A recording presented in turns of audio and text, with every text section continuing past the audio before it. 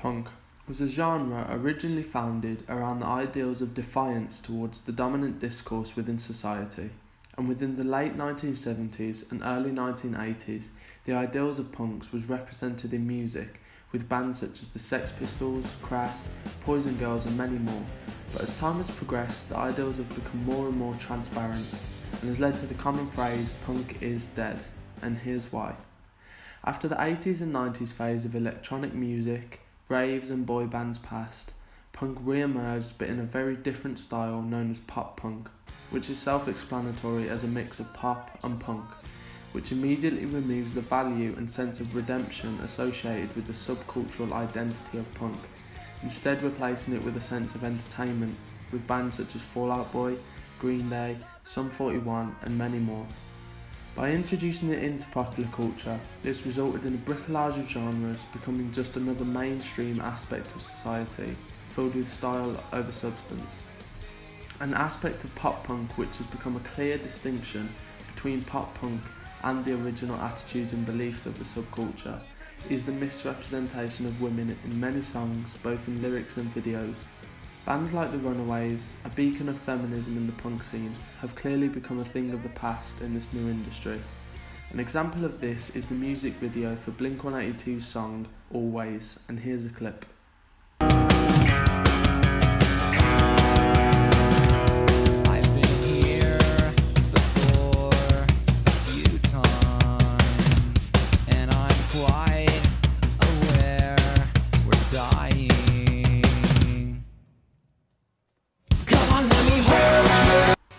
In the video, there is one female and yet three males, and she is represented to be giving all of them attention throughout,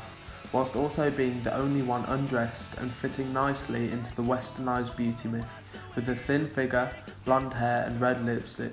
whilst all three males are dressed in suits and ties, with the end of the clip showing her to be subject to the male gaze, standing in her underwear, ultimately demonstrating the sexist aspects present in production within the pop punk scene. Original punk and anarchist bands like Crass opted not to use any kind of advanced technology and only ever use technology when necessary to convey visual messages of protest and redemption to their intended audience. However, technology in the pop punk industry has become a necessity in the music, cover art, posters and everything in between, acting as examples of the hyper-real marketing tactics clear for the audience to see in the opening scene for the song Weightless by All Time Low.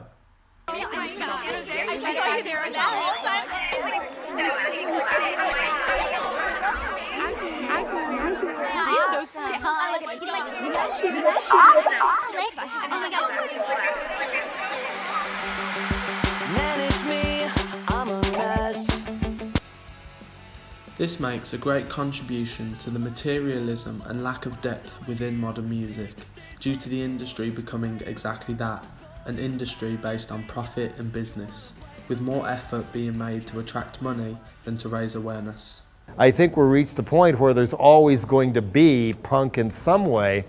I mean, the sound of punk and the look of punk is not necessarily part of it anymore. I mean, boy bands look like Johnny Rotten or Sid Vicious, and pop punk bands sound like boy bands. But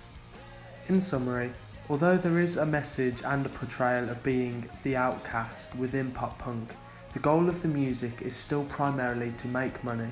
and due to that, the true counter-ideological attitudes are lost, leaving the pop punk scene to simply pacify the audience, causing real punk to move elsewhere.